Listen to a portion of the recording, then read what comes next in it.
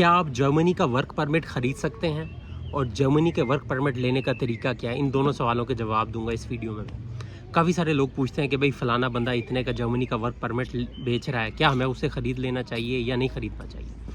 तो मैंने बहुत सी जो ऑफिशियल वेबसाइट हैं जर्मनी की, जैसे जर्मन एम्बेसी इस्लामाबाद हो गया, उसके बाद हो गया मेक इट इन जर्मनी का हो गया, उसके बाद भी जितनी काफ़ी सारी वेबसाइट हैं उनको चेक किया, एआई के जो टूल्स हैं उन सबको देखा। जैसे हमारे पास हो गया जिमिनी हो गया, ग्रूक हो गया, उसके बाद सबसे फेमस चैट जीपीटी हो गया। इन सब से यही सवाल पूछा, मैंने खुद भी सर्च किया सब चीज़ों को।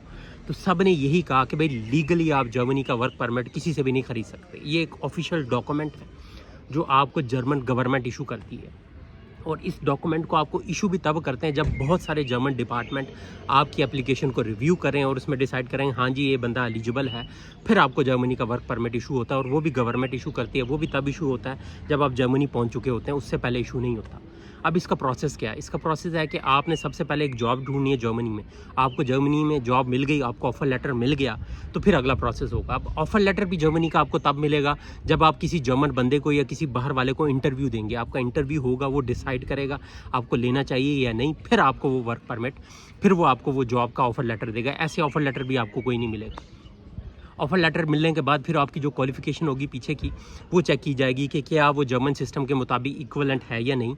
वो इक्विवेलेंट होगी तो उसके बाद अगला स्टेप होगा कि ये चेक करेंगे, एक इदारा बना हुआ जर्मनी में एजेंट योर फ्यूररबाइट के नाम से, उसमें ये भेजते हैं आपकी एप्लीकेशन। वो देखता है कि जिस जॉब के लिए इस बंदे को यूरोप के बाहर से लाया जा रहा है, क्या इस जॉब के बंदे यूरोप के अंदर मौजूद नहीं है, जर्मनी के अंदर मौजूद नहीं है।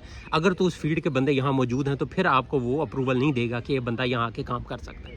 मतलब इन्होंने अपने लोगों का भी रोज़गार को महफूज करना है। मतलब इसका मकसद ये होता है कि उन लोगों को बाहर से लाया जाए जो इनकी ज़रूरत पूरी करते हैं। अगर इनकी ज़रूरत यहीं पूरी हो रही है तो फिर ये बाहर से नहीं लेके आते। इसके अप्रूवल के बाद फिर आप जाते हैं एम्बेसी में, अपनी वीज़ा एप्लीकेशन सबमिट करवाते हैं। आप अपॉइंटमेंट लेते हैं, एम्बेसी में वीज़ा एप्लीकेशन सबमिट करवाते हैं, फिर आपके डॉक्यूमेंट्स की छांटी होती है, आपका इंटरव्यू होता है। उसके बाद आपको ये सब चीज़ें करने के बाद आपको वीज़ा इशू होता है। वीज़ा इशू होने के बाद उस वीज़े के साथ आप जर्मनी इंटर कर जाते हैं। जर्मनी इंटर होने के बाद सबसे पहली चीज़, आप जो यहाँ का सिटी हॉल होता है, गवर्नमेंट का जो दफ्तर होता है, उधर हाज़िरी लगवाते हैं।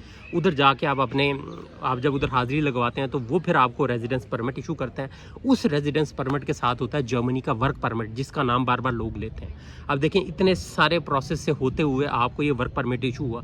इशू भी तब होगा जब आप ऑफिसर के सामने हाजिर होंगे, वो आपको रेजिडेंस परमिट देगा और साथ वो रंगीन सा कागज़ देगा जिसपे वो सारा कुछ लिखा होगा, किस कंपनी के लिए काम कर रहे हैं, क्या काम कर रहे हैं, आपका नाम, डेट ऑफ बर्थ, सब कुछ।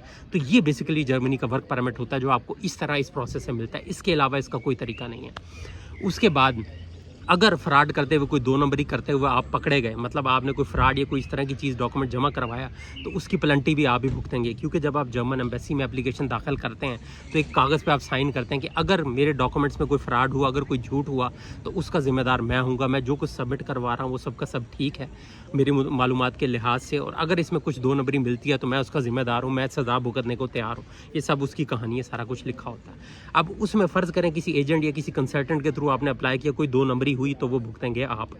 उसकी पेनल्टी क्या हो सकती है? आपको जुर्माना हो सकता है, अगर आप यहाँ पहुँच के आपको डिपोर्ट किया जा सकता है, सज़ा हो सकती है, और सबसे जो बुरा हो सकता है कि आप पे बैन लग सकता है यूरोप या जर्मनी आने पे।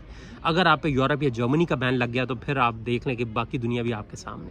तो इन सब चीज़ों का निचोड़ यही है कि जर्मन वर्क परमिट आप किसी से नहीं खरीद सकते। जो पूरा प्रोसेस मैंने आपको एक्सप्लेन किया उसको आप फॉलो करेंगे, फिर आप जर्मनी का वर्क परमिट ले सकते हैं। और इसके अलावा कोई तरीका मैंने नहीं देखा। अगर किसी को समझ आता है, कोई तरीका देखा है, तो वो मुझे बताए। बाकी सबकी डिटेल्स मैं एक पोस्ट की सूरत में आपके साथ शेयर कर दूंगा। मिलते हैं नेक्स्ट वीडियो में। शुक्रिया।